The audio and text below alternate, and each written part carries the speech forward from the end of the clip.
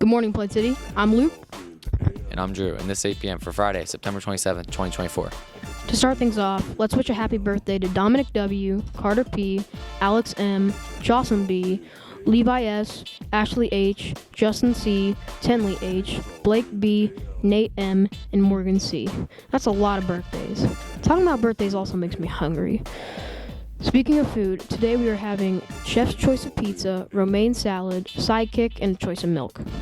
Switching to sports, the volleyball team took on London yesterday. Now they're going into CBC play and will begin next week. Good luck to them.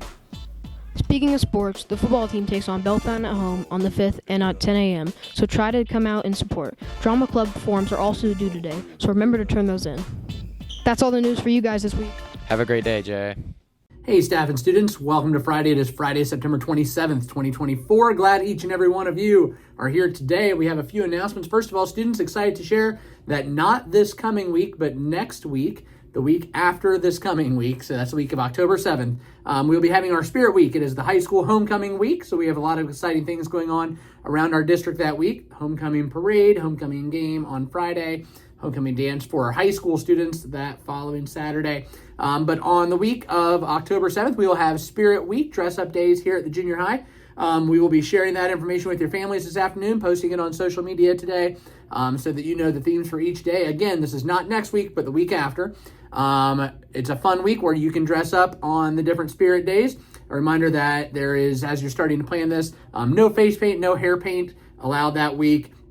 We want you to choose clothes that match the themes for each of the days. That will be coming out later this afternoon to your families, and on social media, we'll see some posters up around the school next week.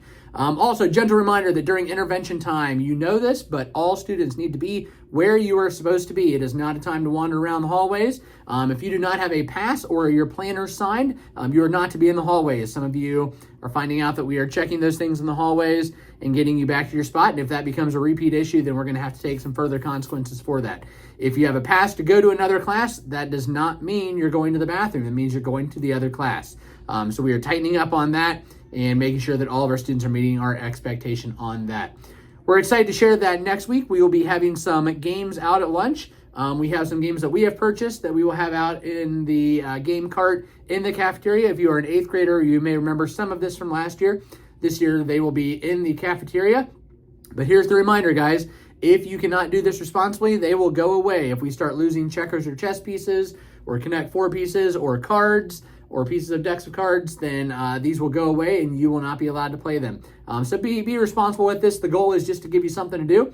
If you don't want to go outside with us, or if the weather doesn't allow us to go outside, then this will give you something to do at your lunch tables in the cafeteria. But please show us that you can do this responsibly. It's not fun to get out a game and not have all the pieces there or to have any damage to the pieces. So that will start next week. Reminder that next week on Wednesday, we have our big volleyball game against London. We would love to see you here for our last official home volleyball game. That will be Wednesday at the junior high. And sorry, just checking my dates here. Yes, next Wednesday. Be looking for more information about that next week. And one other reminder that next week we will be having our canned food drive. We are in competition against London. All of the schools in Jonathan Alder versus all the schools in London are seeing how many food items they can collect. You heard a little bit about that from Mrs. Weekman on APN today. So look forward to your participation. If you have those items, bring those down to the office next week. Put them in the right box if you can help donate. We appreciate that. That takes us to this week's Funny Friday. 3 great jokes. Here they come. Where does a sheep go to watch videos online? Where does a sheep go to watch videos online? You guessed it, YouTube. Teachers, you might have to write the word "you" out on the board so they can see it. Next, why did the Queen of Hearts tell the Joker that he needed to chill out? Why did the Queen of Hearts tell the Joker he needed to chill out? Because he was a wild card. Okay, that one wasn't good either. Last one. How did the puppet ask for help when he couldn't move? How did the puppet ask for help when he couldn't move? He said, "Hey, can somebody give me a hand?" Oh, that's all we have for today. Students and staff, let's make it a great day. Or not. The choice is yours.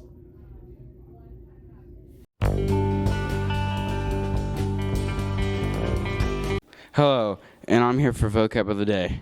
The word of the day is pyromaniac. If you are someone that loves to set fire and for some reason cannot stop setting them, even when you're not supposed to, this definitely describes you.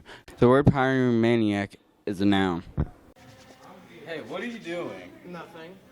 Are you making a fire? No. Stop being such a pyromaniac. Hello, I'm with Ms. Weekman for the upcoming food drive. What is the food drive? We have a food drive coming up. It's called Battle of the Cans, and we have partnered with Bridges of Madison County and London City Schools. Who does it benefit? It benefits the students right here in Jonathan Alder.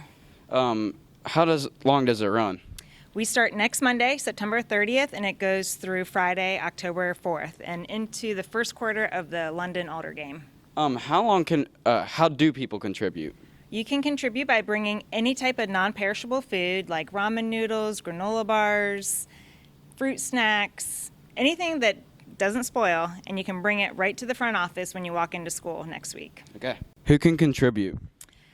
Everybody can contribute. So students, staff members, even community members can bring in food. Is this the first year?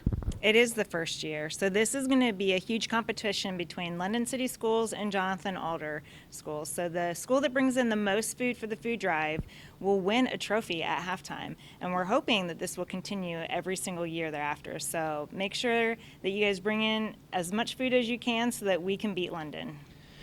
What made you guys want to do this? We had a great organization called Sufficient Grace that unfortunately is no longer operating, and so we had to find a way to bring in food to our community, and so we decided one way we could do that is by having a food drive and making it competitive with London and Jonathan Alder. Thank you for your time, Ms. Weekman. You're welcome. This is Jason for your APM. Hey JA, I'm Colton, and this is On This Day.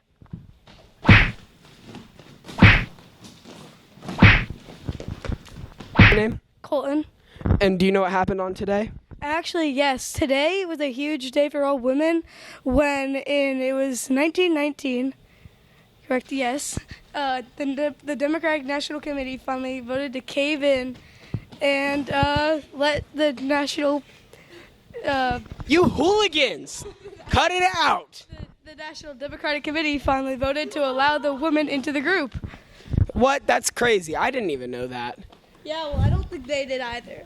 Well, clearly they won't know anything anymore because they've lost brain cells. Well, this is what happened on this day, and have a great day, J.A. Hello, J.A. I'm Colton, and this is your 5-day weather forecast.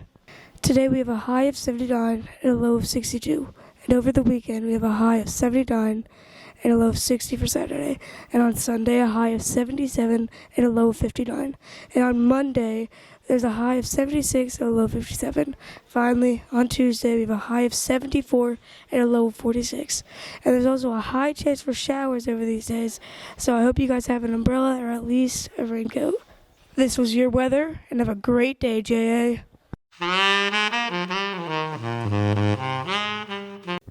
Hi Jay, it's me, Morgan. Have you seen a shelf around the school with wheels on it?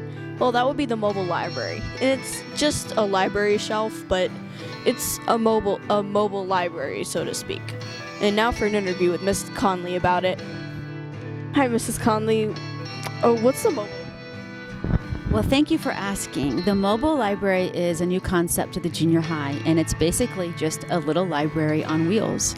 I like to think of it as an extension of our library, and it is showcasing different books that are available for checkout. So where will the mobile library be? Oh gosh, you're going to find it all over the place. It could turn up anywhere. It could be in the hallways, it could be in the lunchroom. Just be on the lookout for the little library. And how do kids check out books from the mobile library? That is a great question. Thank you for asking that. Students, if you see a book on our little library on wheels that you'd like to check out, if something catches your eye, right up here we have our library checkout sheet, and you just sign your name, your grade, the book title, and that Jonathan Alder barcode that's on the back. You just fill that out, and then you go ahead and take your book. Happy reading. And what books will be on the mobile library? We got some great books on our mobile library. I have curated a collection that is of nonfiction and fiction. We have graphic novels, and I always like to put some of our most popular books on the mobile library, so kids have to kind of track down our little library to check them out. That's all from me, Jay. Have a great day.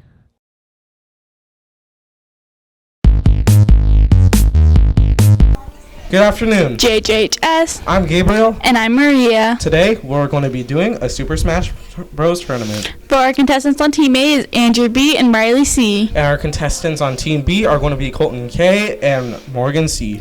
Let's get this started. I think that was good. That was pretty decent. Let's get a couple more. Here we have our main characters, Colton versus Andrew. All right. 3, 2, 1, fight!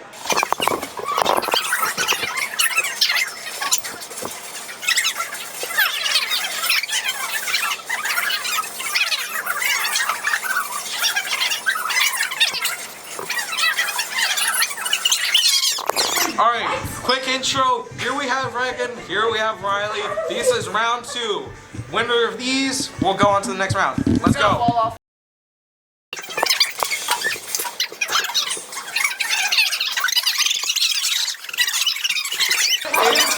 Reagan, turn around to the camera. What do you have to say? I have no clue how to play this game, and I won. Hey. This is round 3. Colton and... yeah. All right, go. It's just Reagan.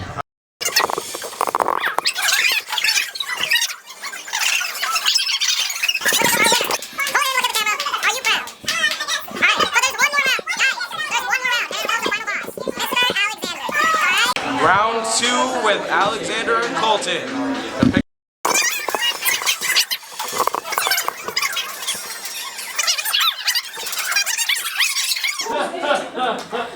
That's good. Good game. Well, one more round. One more round? One more round. Wow, that was one wild tournament, especially with the final boss. Yeah, but that was our last segment. I guess it's time to go. Wait. Before we end this, me and Maria have something to say. Oh, yeah. Have a fantastic lunch, Jay. Great.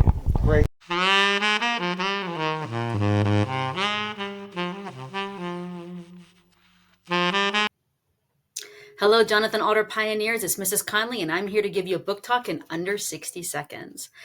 Big Top Burning is a nonfiction book that recounts the true story of the 1944 Hartford, Connecticut circus fire, one of the worst fire disasters in U.S. history. The book is about the Cook family, who was in the audience under the circus tent that day, and a 15-year-old circus employee with a real sketchy past. The disaster story also includes tons of detective work and forensics. I'm thinking true crime here. With primary sources and interviews with survivors, the author guides you through several decades of investigations, inviting readers to take part in their own critical evaluation of the evidence and to draw their own conclusions. Combining a gripping disaster story with ongoing detective work and forensics, along with these vivid details about life in America during World War II, Big Top Burning is sure to intrigue any history or real mystery fan. Get your copy today. Come down to the library. You're going to love it.